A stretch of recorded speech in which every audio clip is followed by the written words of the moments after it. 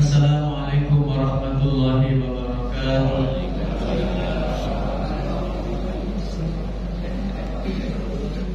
Alhamdulillahilladzi anzala as-sakinata fi qulubil mu'minin liyazdadu imanan ma'a imanihim.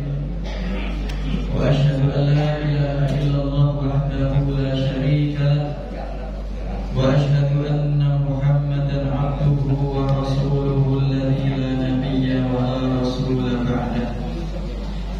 Allahumma salli wa sallim wa barik wa an'im ala habibina wa syafi'ina wa qudwatina wa qurrati a'yunina sayyidina Muhammadin wa ala alihi wa sahbihi ajma'in, amma ba'du. Hadirin hadirat jamaah Masjid Jami Al-Bahar yang Allah rahmati, kembali lagi pada pagi hari ini Allah pertemukan kita di satu majelis yang mudah-mudahan dengan majelis ini Allah Subhanahu wa taala angkat seluruh penyakit yang ada di dalam hati maupun di dalam fisik kita. Amin ya rabbal alamin. Salat salam tidak lupa kita haturkan, kita mintakan kepada Allah Subhanahu wa taala agar selalu dicurahkan kepada kekasihnya, kepada kekasih kita bersama ialah Nabi Agung Muhammadin sallallahu alaihi wasallam. Bapak Ibu sekalian yang semoga dirahmati Allah, sebelum kita mulai kajian, saya masih menyisakan oleh-oleh karena nampaknya pekan kemarin tidak kebagian semua. Ya nggak Pak? Jadi bagi yang belum kebagian giliran dapat, yang sudah kebagian diberikan kepada yang belum dapat. Maaf ya sih.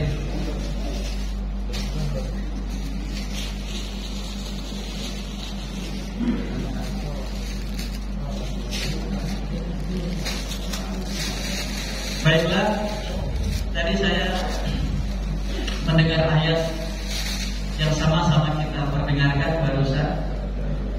Ayat tentang laqad ja'akum rasulun min anfusikum azizun 'alaihi ma 'anittum harisun 'alaikum bil mu'minina raufur rahim. Hadirin hadirat rahimakumullah, ketika ayat ini dibahas oleh orang yang sangat ahli di dalam membahasnya, maka akan kita dapati betapa agung penjabaran dari ayat ini. Laqad ja'akum rasulun min anfusikum, sungguh telah datang seorang utusan yang utusan itu berasal dari jenis seperti kalian juga. Artinya jenis yang Allah utus ke muka bumi ini bukan dari bangsa malaikat, tapi min anfusikum, dari jenis seperti kalian. Aliran darahnya sama, anatomi tubuhnya sama, semuanya sama, supaya kita bisa mencontoh beliau. Seandainya yang Allah turunkan ke muka bumi sebagai suri tauladan adalah dari bangsa malaikat, maka rasanya tidak adil di saat utusan itu memerintahkan kepada kita untuk berpuasa, maka kita akan merasakan lapar ketika puasa, sementara dia tidak, karena dia malaikat, ya kan? Dia malaikat, dia tidak merasakan lapar. Di saat dia memerintahkan untuk kita sholat tahajud, maka di saat kita melaksanakan itu akan ada rasa ngantuk, tetapi dianya tidak ngantuk karena dia malaikat. Ketika dia memerintahkan, mengajarkan kepada kita untuk belajar membaca Al-Quran atau tadarus dan sebagainya, Kita kelelahan, dia tidak kelelahan.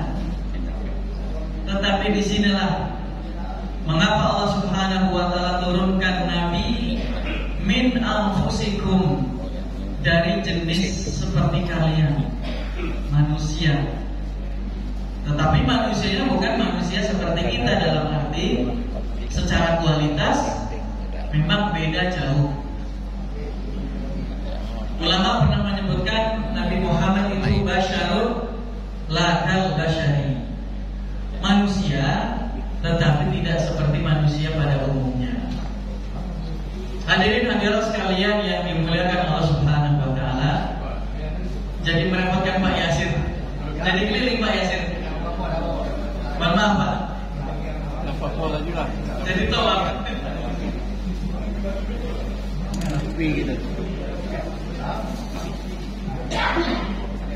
Nabi Muhammad SAW sebelum dilahirkan telah ditinggalkan oleh ayahnya yang bernama Abdullah. Jadi sekitar 2 bulan sebelum Nabi kita dilahirkan, Abdullah meninggal dunia. Jadi usia kandungan sekitar 7 bulan, Abdullah wafat. Dan wafatnya pun tidak tidak di tempat yang sama jauh, tapi di perbatasan antara Madinah dengan Alhamdulillah.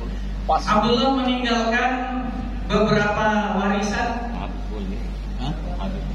Yang pertama adalah 5 ekor onta. 5 ekor onta ditinggalkan oleh beliau. Dan ada sekumpulan domba, ada beberapa ekor domba. Dan 1 orang pembantu. Yang pembantu ini dinamai Ummu Aiman. Kisah Ummu Aiman luar biasa. Suatu saat mudah-mudahan bisa kita bahas. Kalaupun tidak terbahas di majelis subuh, bisa terbahas di mimbar Jumat. Karena saya isi pengajian ya biasanya materinya tentang sejarah itulah. Jadi Bapak Ibu sekalian, kalau Bapak Ibu bertanya tentang fikih, maka bertanyalah kepada ustaz yang lain. Karena saya tidak paham atau tidak mendalami tentang fikih. Di sini ada Ustaz Saiful Asrori, ada juga Ustaz Haji Indra Sanjaya. Itu kepada beliau-beliau. Kalau tentang sirah nabawiyah, insya Allah sedikit saya bisa menjelaskannya. Nah, asal mula diberi nama Muhammad. Dahulu, Bapak Ibu sekalian, yang dirahmati Allah, Abdul Muttalib suatu ketika melakukan perjalanan ke negeri Syam dengan sekitar 3 orang temannya. Sesampainya di sana, datanglah seorang pendeta Nasrani yang bertanya kepada rombongan itu, "Kalian dari negeri mana?" "Nahnu minal jazirah." "Kami dari Jazirah Arab." "Tepatnya dari kota mana asal kalian?" "Kami dari Mekah." Al-Quran menyebutnya Makkah, ada kan? Di Makkah, ada juga Mekah. Nah, ini ulama menerangkan kembali, Makkah itu apa, Makkah itu apa. Makkah adalah fondasi yang ada di Ka'bah itu. Itulah Makkah. Kalau Mekah itu tanah haram. Nah, kata Abdul Muttalib, "Nahnu min Makkah." Kami dari Mekah. Kemudian pendeta itu mengatakan, "Sungguh berdasarkan keterangan yang ada di dalam kitab suci kami, Injil, bahwasanya dari kota kalianlah Nabi terakhir itu akan dilahirkan. Namanya Muhammad."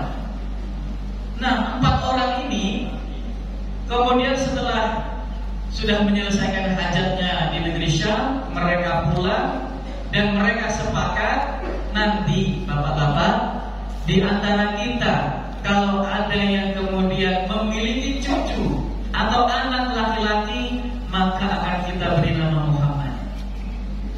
Rupanya Allah takdirkan dari 4 orang itu yang pertama kali memiliki cucu dibanding 3 temannya adalah Abdul Muttalib. Makanya diberi nama Muhammad. Nah, ketika Rasulullah SAW dilahirkan, tidak ada satu pun di jazirah itu yang diberi nama Muhammad. Tidak ada nama apapun termasuk nama bayi di jazirah itu yang namanya Muhammad. Tetapi begitu Rasul sudah dewasa, nama itu muncul terus berdatangan hingga sekarang, bahkan sangat mungkin hingga hari kiamat. Nama Muhammad itu. Nah, kemudian di saat Rasul di usia 40, beliau diutus oleh Allah, resmi menjadi utusan Allah, barulah Rasul kemudian mengatakan, Ana Ahmad wa ana Muhammad.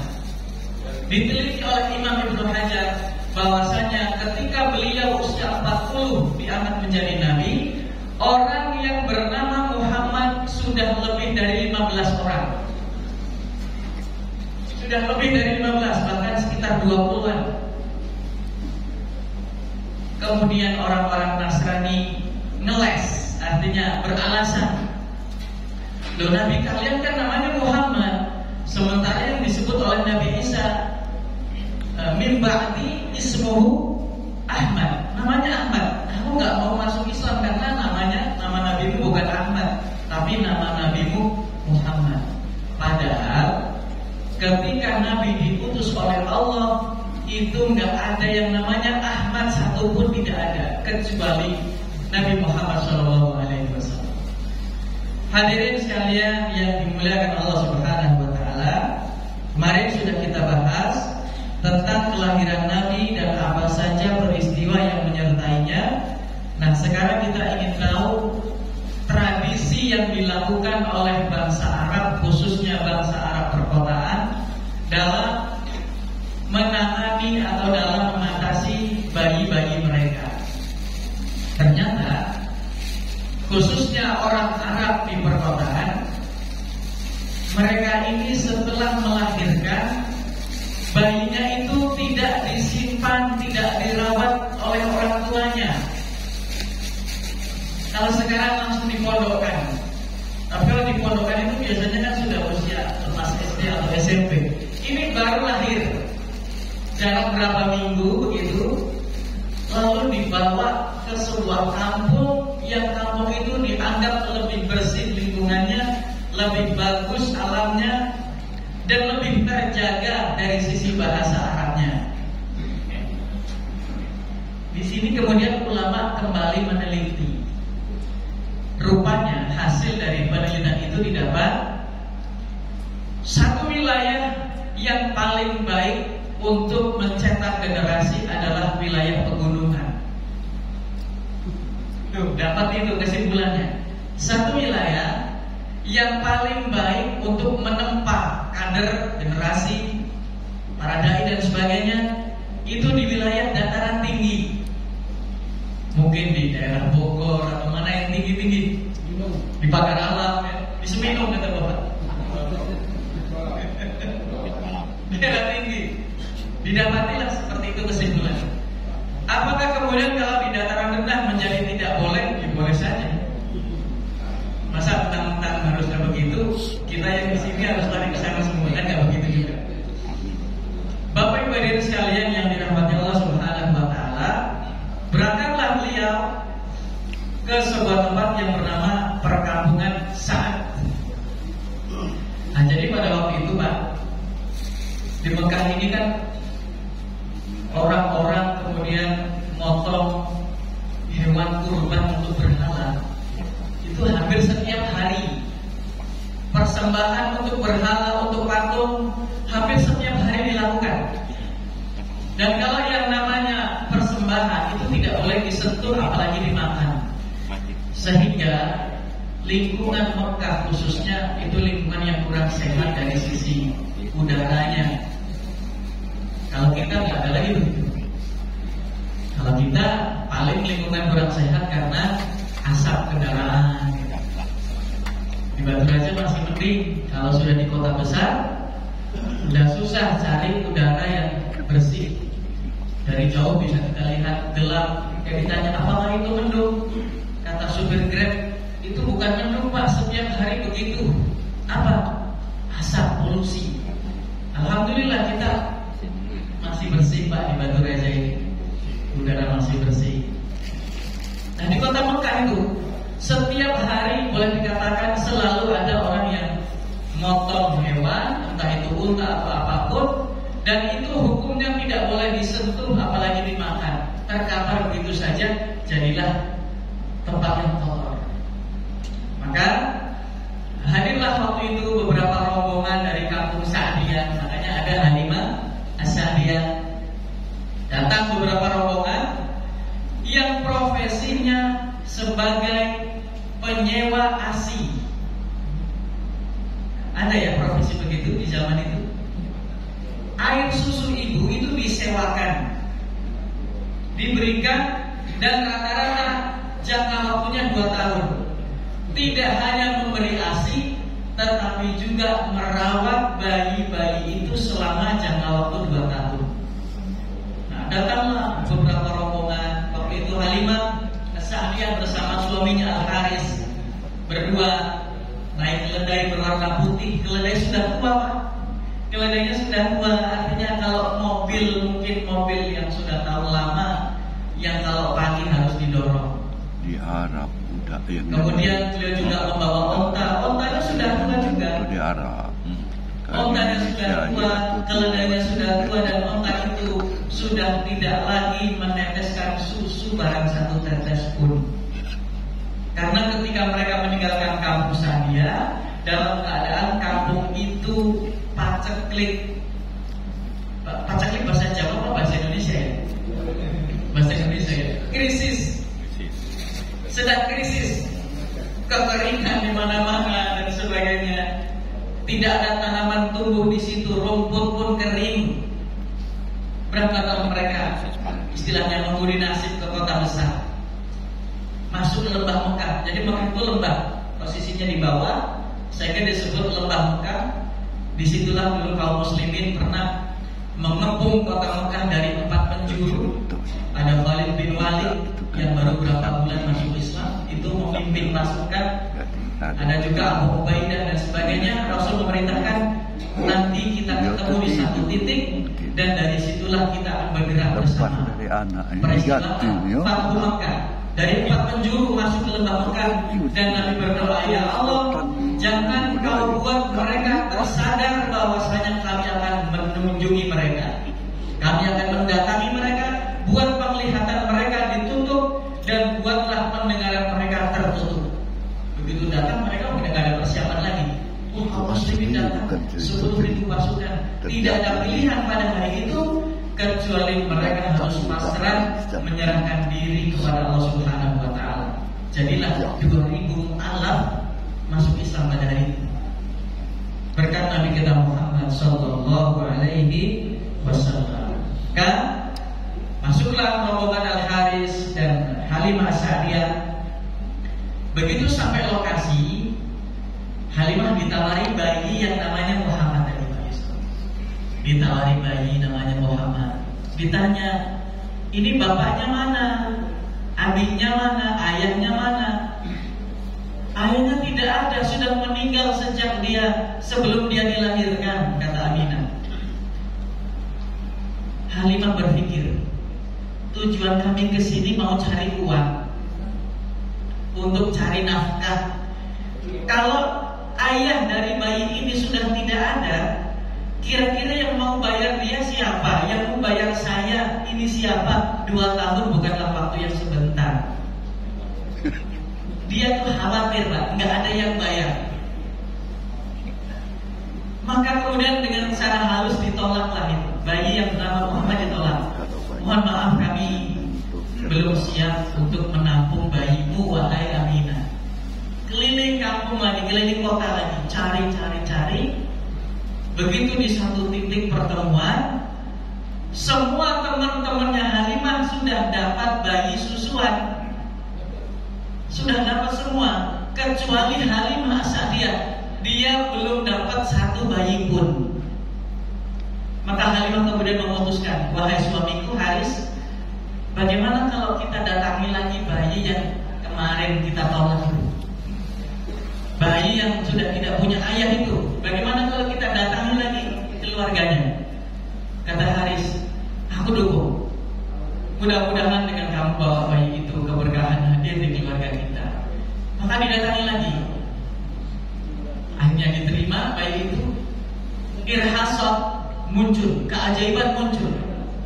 Begitu bayi itu digendong oleh Halimah As-Sa'diyah, maka tiba-tiba Halimah As-Sa'diyah merasa ringan dan ASInya menjadi lancar. Padahal sebelumnya anaknya Halimah setiap malam, sepanjang malam menangis karena haus. Jadi Halimah itu ketika masuk ke kota Mekah, tidak hanya dengan suaminya, tapi juga membawa anaknya, putranya yang sama-sama masih kecil. Digendong juga waktu itu. Begitu menggendong bayi yang bernama Muhammad, diberi ASI, tiba-tiba ASInya begitu lancar dan anak kandung Halimah pun meminum ASI dengan sangat lahap. Itu namanya irhasat, keajaiban yang diberikan Allah kepada calon nabi. Calon nabi namanya irhasat. Tetapi kalau sudah jadi nabi bukan irhasat lagi istilahnya. Kalau sudah jadi nabi namanya mukjizat. Nah, kemudian naiklah keledai putih tadi yang kita ceritakan. Keledai yang kalau tiap pagi harus dibantu dorong supaya hidup mesinnya. Itu naik keledai itu, Pak. Naik keledai. Keledai menjadi kuat, menjadi larinya sangat kencang. Bahkan diceritakan teman-temannya ketinggalan. Waktu berangkat ke kota Mekah, ontanya, keledainya selalu tertinggal di belakang. Tetapi begitu pulang dari Mekah menuju kampung Sa'diyah, menjadi onta dan menjadi keledai yang paling depan meninggalkan kawan-kawannya. Kawan-kawannya sempat protes. Halimah, Haris, bukankah keledai itu dan onta itu adalah dua kendaraan yang kemarin kalian bawa? Iya, memang kami bawa kendaraan ini dari kemarin. Kami belum ganti kendaraan yang lain. Inilah yang kami bawa. Mengapa begitu cepat larinya sehingga meninggalkan rombongan? Ya, kami nggak tahu.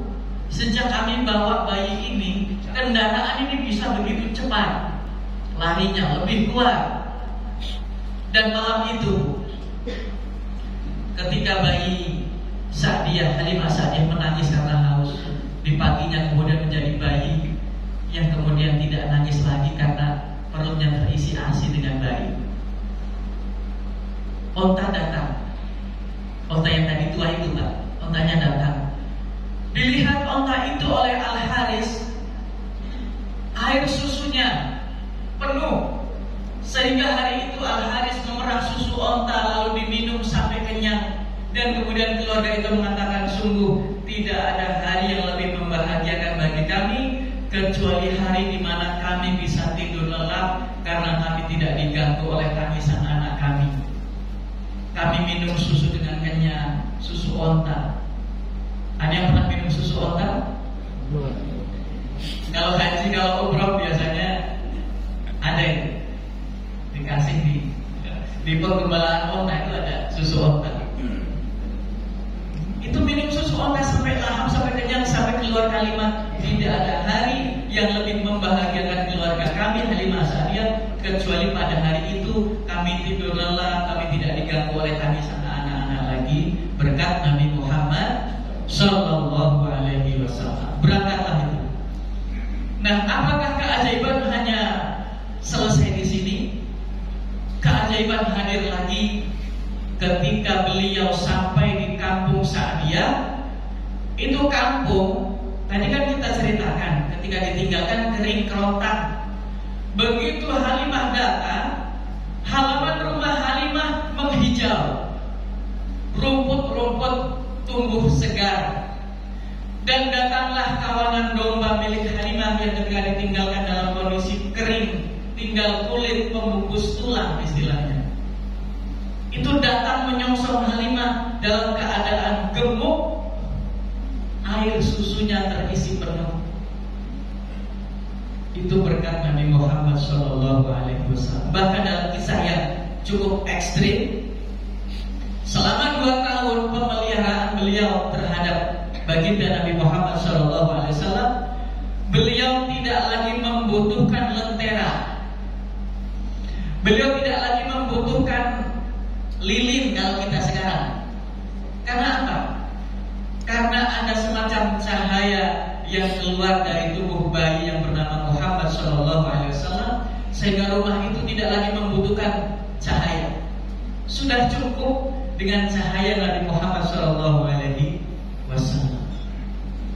Akhirnya Pak, tinggal di situ beberapa hari, terus berkembang beberapa bulan, beberapa tahun, dan Halimah mengatakan sungguh perubahan yang kami alami itu jauh berbeda ketika kami belum mengasuh dan ketika kami sudah mengasuh Muhammad. Dia perubahannya berbeda, perkembangannya berbeda dengan perkembangan anak-anak pada umumnya. Pada usia sekian dia sudah mampu melakukan aktivitas ini. Pada usia ini dia sudah bisa begini. Artinya apa Pak? Artinya kedewasaan Muhammad melampaui usianya. Sementara di antara kita terkadang usianya belum bisa mengalahkan kedewasaannya. Usia sudah begini tapi kita belum bisa begini. Usia sudah segini tapi kita belum bisa begini. Sementara Nabi Muhammad usianya masih kecil, dia sudah bisa melakukan aktivitas orang-orang usianya besar. Bicaranya fasih, lancar dan sebagainya, fisiknya kuat, dan itu memang tujuannya begitu. Bapak Ibu sekalian yang dirahmati Allah Subhanahu wa taala, ulama menyebutkan mengapa harus ditaruh di tempat seperti itu. Pertama, untuk menjaga lisan bahasa Arabnya Nabi Muhammad supaya terjaga. Kalau Bapak Ibu ke Mekah, khususnya ketika belanja di toko, itu mereka nggak pakai bahasa Arab sama kita, ya kan? Oh, sama kita itu kalau sudah tahu ini orang Jawa, pakai bahasa Jawa ya, pedagangnya itu. Tahu ini orang Sumatera, pakai bahasa Sumatera. Atau minimal ini pasti orang Asia, orang Indonesia. Diajaknya kita pakai bahasa Indonesia. Kita padahal pengennya belajar bahasa Arab sama dia. Dia yang duluan pakai bahasa Indonesia ke kita.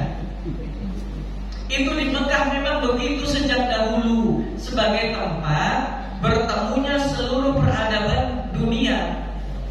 Orang transaksi jual beli, pertukaran budaya, pertukaran bahasa, itu di situ. Sehingga bahasanya tidak orisinil. Bahasanya tidak orisinil, tidak original. Nah, ini disadari oleh bangsa Arab. Kalau anak-anak kita lahir di sini, dibesarkan di sini, mau bagaimana bahasa Arab mereka? Maka Nabi Muhammad dikirim ke kampung Sadia, jauh di pegunungan. Di sana terlatihlah bahasa Arabnya, bahasanya fasih. Maka Pak, ada ayat di Al-Quran itu, surat yang ujungnya hatta zurtumul maqabir, itu ayat apa Pak Haji? At-Takatsur. Surat At-Takatsur ketika dibacakan alhaqumut takatsur hatta zurtumul maqabir, yang ngerti tentang ini justru bukan orang kota. Yang ngerti ayat ini tanpa harus ilmu yang dalam justru orang kampung pedalaman yang ada di Arab. Dia paham makna zurt. Zurtum itu apa maknanya? Zurtu itu adalah ziarah, ya. Zaro yazuru, berziarah. Mereka paham namanya orang ziarah itu pasti sebentar, gak mungkin lama, dia pasti akan kembali lagi. Sama halnya ayat itu, hatta zurtumul maqabir, suatu saat kamu akan mengunjungi kuburan, tetapi kuburan itu hanya kamu kunjungi, kamu tidak selamanya di situ. Suatu saat ada hari kebangkitan. Itu orang Arab kamu malah lebih ngerti tentang ayat itu. Hatta zurtumul maqabir, kamu kunjungi kuburan, ziarahi kuburan, tapi kamu tidak lama di situ. Setelah itu kamu pasti akan kembali lagi dibangkitkan pada hari mahsyar Nah ini orang Arab. Nah dahulu Imam Syafi'i radhiyallahu anhu rahimahullah pernah minta izin kepada gurunya Imam Malik. Wahai guru, aku masih ragu dengan ayat qad aflaha man tazakka wa qad khaba man dassaha. Aku izin ya guru untuk cari makna ayat dassaha. Dassaha ini apa? Ini bukan bahasa Arab yang akrab di telinga kita. Dan aku harus mencari ini di perkampungan Arab yang bahasa Arabnya lebih terjaga. Imam Syafi'i keliling cari kampung di mana kampung itu yang bahasa Arabnya masih bagus. Ketemulah di situ makna dassaha adalah akan merugilah orang-orang yang mengotori hatinya, mengotori jiwanya, dan beruntunglah orang-orang yang membersihkan jiwanya. Ketemu ayat dassaha, maknanya itu ketemu di kampung. Itulah hebat Imam Syafi'i, menjadi imam yang hari ini makamnya di Mesir, ya, makamnya di Mesir. Termasuk beliau adalah imam yang, ya kalau kita katakan imam yang paling istimewa. Bahkan masuk ke Indonesia menjadi mazhab yang paling banyak dianut. Dan saya yakin di komplek Masjid Jami Al-Bahar pun bermadzhab Syafi'i. Mungkin sebagian ada yang Maliki, ada yang lain. Tapi mungkin secara persentase lebih banyak Imam Syafi'i. Bapak Ibu sekalian yang dirahmati Allah Subhanahu wa taala, itu pertama untuk menjaga bahasa Nabi supaya terjaga, tidak pakai bahasa yang lain. Karena ada bahasa Arab yang agak nyeleneh, pakai huruf E ada. Saya dulu belajar bahasa Arab, dosennya orang Irak, pakai bahasa Arab Amiyah, bahasa Arab pasaran yang biasa dipakai mungkin oleh TKI gitu. Itu bahasa Arabnya bukan bahasa Arab Al-Quran, bukan bahasa Arab resmi, bahasa Arab pasaran. Ketika bahasa resmi mengatakan mahada, apa mahada? Apa ini, ya kan? Tetapi orang Arab Amiyah menyebutnya ad-di'eh. Jauh gak itu? Wah, jauh sekali. Nah, Nabi Muhammad, keluarga Nabi Muhammad tidak ingin nanti Nabi Muhammad begitu bahasa Arabnya. Mahada diganti oleh mereka menjadi ad-di'eh. Apa ini? Jauh sekali bahasa Arabnya. Dan Nabi dijaga dari bahasa-bahasa yang seperti itu. Bahasanya resmi, bahasa Al-Quran. Maka dosen saya dulu pernah mengatakan, seandainya di atas muka bumi ini buku-buku terkait bahasa Arab hilang, orang menjadi susah mencari referensi bahasa Arab. Selama masih ada Al-Quran, bahasa Arab akan senantiasa terjaga. Yang penting ada Al-Quran. Buku-buku Arab yang lain hilang, masih ada Al-Quran, masih bisa digali ilmu bahasa Arab itu. Hadirin hadirat sekalian rahmatullah. Kedua, lingkungan kampung dianggap lebih bersih. Dan ini terbukti sampai hari ini. Lingkungan kampung dianggap lebih bersih, lebih sehat. Dan Nabi diinginkan supaya masa kecilnya tinggal di situ supaya sehat secara fisik, secara mental. Sama halnya dengan kita. Biasanya anak-anak kampung lebih mengerti tata krama daripada anak-anak perkotaan. Bapak Ibu mungkin merasakannya. Tapi saya tidak tahu apakah itu bertahan sampai sekarang. Kayaknya enggak lagi ya. Karena dulu waktu kami transmigrasi ke Pendidikan SP4, itu di depan rumah saya orang Jawa, itu anaknya sama orang tuanya pakai bahasa Kromo Inggil, nggih boten. Sama orang tuanya bisa begitu. Saya mah enggak diajari itu. Karena saya sejak kecil di Pekanbaru di Riau. Jadi bahasa Jawa saya tidak orisinil sebenarnya. Jadi ini teman saya itu diajari bahasa Kromo Inggil sama orang tuanya pakai bahasa Inggil. Tetapi sekarang dia sudah tidak lagi berbahasa itu dengan orang tuanya. Anaknya sudah 2. itu pun sudah tidak lagi bisa pakai bahasa Jawa, bahkan bahasa Jawa yang kasar sekalipun. Artinya Pak, di kampung sekarang sudah mengalami pergeseran yang luar biasa. Bahkan alhamdulillah justru masjid banyaklah hidup itu masih di kota sekarang. Iya nggak Pak? Masjid-masjid itu banyak hidup itu justru di kota. Di kampung sepinya bukan main sekarang. Ditinggal penghuninya. Perjalanan jauh ya, kita ingin mampir sholat berjamaah, kita ingin menjaga sholat jamaah kita. Sengaja tidak dijamak sholat kita itu kadang ingin supaya sholat jamaah.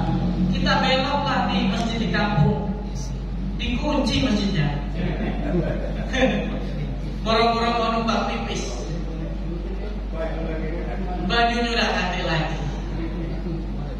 Ya prihatin pada kita. Makanya Pak, kita itu ya cinta-cintailah, sayang-sayangilah masjid, ya kan? Karena kita tidak menjamin kalau anak cucu kita tidak diajari memakmurkan masjid, Masjid Al-Bohar bisa makmur selamanya. Kita harus terus mudah-mudahan memakmurkan masjid, anak-anak kita, tetangga-tetangga kita, generasi penerus kita ajari mereka untuk cinta pada masjid. Nah, yang ketiga, dari sisi kesehatan mental. Nah, di kampung itu Pak, biasanya orang lebih survive, lebih berjuangnya itu lebih kencang daripada di kota. Karena fasilitas di kota kan sudah lengkap Pak ya saya, dikasih ini, kasih ini. Itu pun kemudian ada yang mengatakan itu pun kalau kita memondokkan anak, gitu. Kalau kita memondokkan anak, usahakanlah di pondok yang fasilitasnya tidak terlalu lengkap. Kalau fasilitasnya AC, kemudian semuanya serba bebas, itu kalau pulang berbeda dengan kondisi rumahnya, itu justru akan membuat dia tidak sesuai dengan yang kita harapkan. Di pondok ini masa di rumah menyuci sendiri dan sebagainya.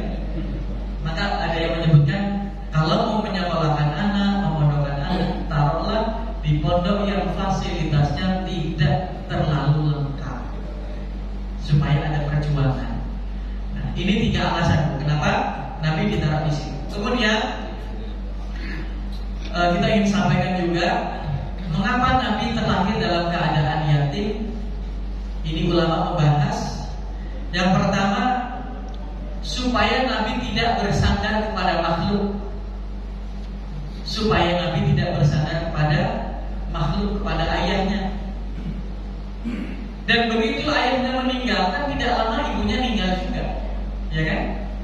Ibunya meninggal di usia berapa Bu? 6 tahun. Usia 6 tahun, anak SD kelas 1 lah, enggak. Itu ibunya wafat. Lagi-lagi supaya pundak Nabi Muhammad kuat, karena beliau adalah calon utusan Allah, Nabi penutup, Khatamul Anbiya wal Mursalin, yang tidak mungkin bebannya nanti tidak ringan, bebannya pasti berat setelah itu. Maka untuk supaya beliau mampu memikul beban-beban yang berat, Allah latih sejak kecil. Lahir dalam kondisi ayah tidak ada, jiwanya terpukul, mentalnya kuat. Usia SD, ibunya wafat, kembali Allah perkuat dengan ujian-ujian itu. Jadi Bapak Ibu sekalian rahimakumullah, jangan dikira ujian musibah yang menimpa kita itu karena Allah tidak sayang sama kita, tetapi sejatinya karena Allah ingin agar kita lebih kuat dari sebelumnya. Itu belajar dari Nabi Muhammad SAW. Seberat-beratnya ujian kita, Bapak Ibu sekalian, yakinlah masih berat ujian dan musibahnya Nabi Muhammad SAW. Kemudian usia 8 tahun ya, ikut dengan kakeknya 2 tahun, dari 6 sampai usia 8. Kakeknya meninggal. Padahal kakeknya tuh sangat cinta dengan Nabi Muhammad.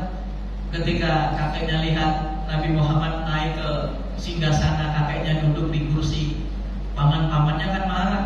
Muhammad turun dari situ. Itu tidak boleh dinaiki anak-anak. Itu hanya boleh diduduki oleh kakek Abdul Muthalib. Begitu Abdul Muthalib datang, anak-anakku biarkan dia. Itu ada Hamzah, ada Abu Lahab, ada Abbas, ada Abu Thalib. Itu mencegah Nabi Muhammad, jangan situ, nggak sopan. Tapi kata Abdul Muthalib, biarkan, khusus untuk anakku Muhammad, jangan kalian apa-apakan, karena dia suatu saat akan memegang perkara yang besar. Dan prediksi Abdul Muthalib betul-betul terjadi. Dia memegang perkara yang sangat besar. Nah, kemudian kesulitan yang beliau terima, Bapak Ibu sekalian, musibah dan apapun, sejatinya adalah untuk melatih jiwa beliau. Melatih jiwa beliau supaya nantinya menjadi yang sabar, orang yang kuat, orang yang teguh di dalam pendiriannya. Nah, hikmah yang ketiga, mengapa beliau lahir secara yatim adalah untuk menghilangkan keraguan dalam tubuh kita, dalam dugaan kaum muslimin bahwasanya Nabi itu adalah menjadi Nabi karena melanjutkan orang tuanya. Kalau fasilitas sudah lengkap, bapaknya seorang yang kaya dan sebagainya, ketika dia nanti jadi Nabi, orang-orang beranggapan, oh Nabi itu hanya melanjutkan kebesaran bapaknya saja. Ada yang begini kan? Nabi hanya melanjutkan kebesaran bapaknya karena bapaknya memang sudah besar dari dulu, wajar dia jadi Nabi. Nah, tetapi Nabi tidak begitu statusnya. Nabi tidak begitu kondisinya. Ayahnya meninggal, ibunya pun meninggal di usia kecil. Beliau itu betul-betul lahir dari sesuatu yang sangat nol gitu. Bahkan beliau tidak tahu kalau beliau jadi Nabi, kan tidak tahu Pak. Beliau tidak menyadari, tidak mengharap juga tidak. Hanya beliau ketika mau jadi Nabi itu usia 38 tahun. Ada yang usianya 38 di sini. Usia 37, 38, 39 itu usia yang dimana beliau itu lebih suka menyendiri di gua Tur atau Hiro, gua Hiro. Di situ beliau kemudian merenung, ya Allah, apakah kalau tanah suci itu harus begini? Orang-orangnya begitu bejat, kelakuannya tidak sesuai dengan tanah suci. Katanya tanah suci kok begini, maksiat di mana-mana dan sebagainya. Ya Allah, aku bingung melihat kondisi yang seperti ini, aku heran dan bingung. Maka beliau kemudian naik ke Jabal Nur di Wahira itu di situ. Merenung di situ selama kurang lebih 3 tahun lamanya. Tetapi ya 3 tahun di atas, pulang beberapa malam di atas, pulang lagi. Dan malam terakhir ketika usia sudah 40, itulah beliau kemudian mendapatkan wahyu pertama berupa surat Al-Alaq 1-5. Itu berawal dari perenungan beliau. Nah, Bapak Ibu sekalian yang dimuliakan Allah Subhanahu wa taala, kopinya masih? Kalau kopinya masih, silakan sambil dinikmati. Nah, sekarang kita ingin tahu nama Muhammad di Al-Quran. Itu ada beberapa, dan dalam kitab Dalailul Khairat kemarin Jumat saya sampaikan, di dalam kitab Dalailul Khairat disebutkan nama Nabi Muhammad itu ada 200 lebih. Ada 200 lebih. Termasuk di situ ada nama Yasin. Yasin. Makanya ada sholawat ala Yasin Habibillah. Yasin itu nama lain dari nama Muhammad SAW. Ada juga Toha, ala Toha Rasulillah. Ada Yasin, ada Toha, ada Hashir, ada Al-Muqaffi, ada Ahmad, ada Muhammad, ada Muqimus Sunnah.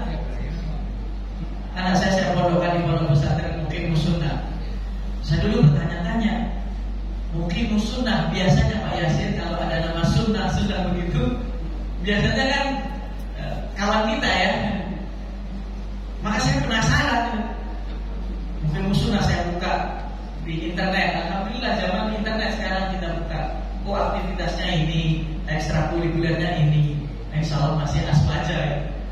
Jadi kegiatannya itu ada diajari Yasin Tahlil, diajari Al-Barzanji, Maulid dan sebagainya. Yakin masukkan sini aja. Itu Muqimus Sunnah itu adalah nama lain dari nama Nabi Muhammad SAW.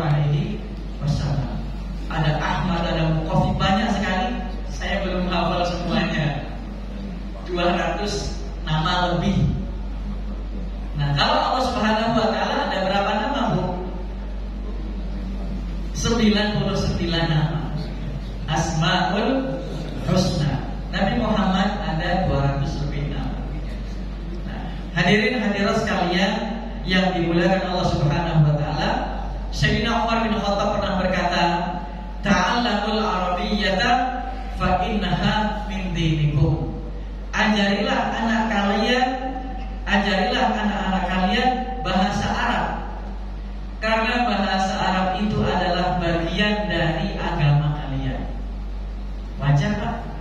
Al-Quran pakai bahasa Arab, kitab-kitab rujukan pakai bahasa Arab, ya kan? Jadi kita dianjurkan untuk belajar bahasa Arab. Tetapi karena usia sudah lanjut seperti kita ini, minimal belajar Iqra. Minimal belajar Iqra, belajar Al-Quran. Alhamdulillah, Masjid Jami Al-Wahhab sudah mengadakan pengajian atau belajar membaca Al-Quran. Maka bapak-bapak, ibu-ibu tidak perlu ragu, tidak perlu sungkan, hadirilah pengajian itu. Kita manfaatkan waktu yang tersisa kita tinggal di dunia ini untuk kebaikan-kebaikan. Di sini ada yang ngajar Ustaz siapa, Ustaz? Nah, ada Pak Haji, ada Pak Yasir dan yang lainnya. Bergabunglah, ngajilah, ya kan? Karena disitulah kesempatan kita. Kita kayaknya nggak akan keluar jauh-jauh dari Batu Gajah setelah hari ini. Setelah ini kan kita di sinilah. Di sini sudah ada hidangan kajian Sirah Nabawiyah, ada hidangan kajian yang lain, ada hidangan ngaji itu. Hadirilah. Inilah hidangan Rasulullah SAW. Sampai jam berapa nih? Jam 8. Belum ada alarm Pak Haji. Alarmnya belum bunyi. Sambil ngopi dulu kita.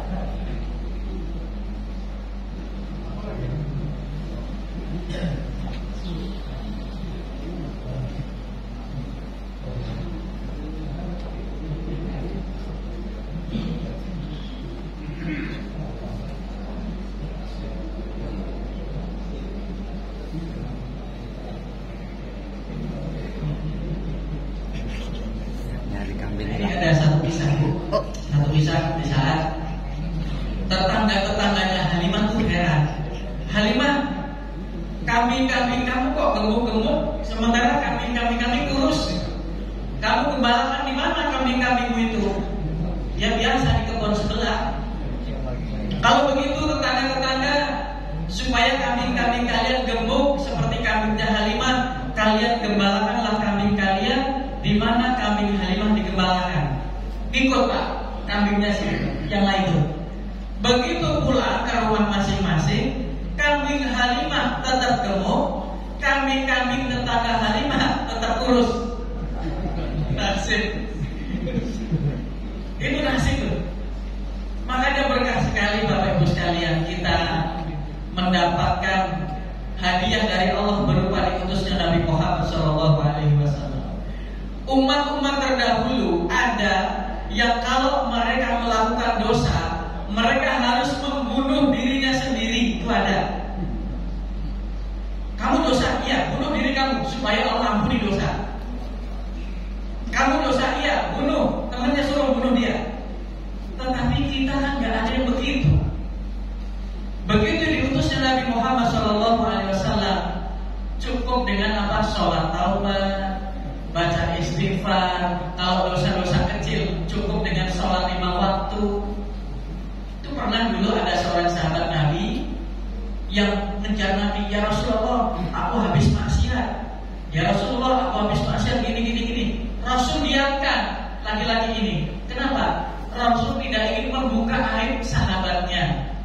Di tempat umum ada yang datang ngadu sama Rasul, ya Rasulullah, aku habis melakukan ini, tolong solusinya. Nabi diamkan itu Pak. Enggak kemudian dijabarkan harus begini, harus begini, tidak. Begitu sudah berdua, hanya laki-laki itu dengan Nabi Muhammad SAW, barulah Nabi ngasih solusi. Beliau bertanya, memangnya kamu melakukan apa? Aku melakukan ini dan ini. Mencium yang bukan muhrim. Bapak ini mencium yang bukan muhrim. Lalu kamu tadi ikut sholat sama aku tidak? Sholat jamaah maksudnya. Ikut, itu sudah cukup untuk menghapus kesalahan. Artinya Pak, hadiah yang Allah berikan kepada kita berupa Nabi Muhammad SAW itu ringan bagi kita. Kita tak perlu bunuh diri untuk menembus dosa-dosa kita. Kita tak perlu nyuruh tetangga atau saudara atau teman kita untuk bunuh kita supaya dosa-dosa kita diampuni. Kita cukup istighfar, minta ampun, taubatan nasuha sama Allah. Mungkin ada yang berpendapat, dan ini pendapat dipakai oleh sebagian orang, sebagian besar orang, yang dulu ketika masa mudanya tidak sholat, maka dikotor sholat itu, dikotor sholat itu. Nah kita begitu-begitukan saja. Kita nggak harus bunuh diri kan. Istighfar, sholat taubat, sedekah, beramal soleh. Mudah-mudahan dosa-dosa kita yang telah lalu diampuni oleh Allah Subhanahu wa Ta'ala. Alarm masih juga belum berbunyi, tetapi tetap harus kita tutup karena settingan karburatornya sudah maksimal ini Pak Rodi. Dan maksimal ini sudah mekaniknya sudah nyeting tapi sudah selesai. Insyaallah pekan depan kita bahas tentang Nabi Muhammad pulang ke Mekah dan aktivitas beliau adalah menggembala kambing. Kenapa harus kambing? Insyaallah pekan depan kita bahas. Kenapa enggak menggembala sapi? Subhanakallahumma wa bihamdika asyhadu an la ilaha illa anta astaghfiruka wa atubu ilaik. Billahi taufiq wal hidayah.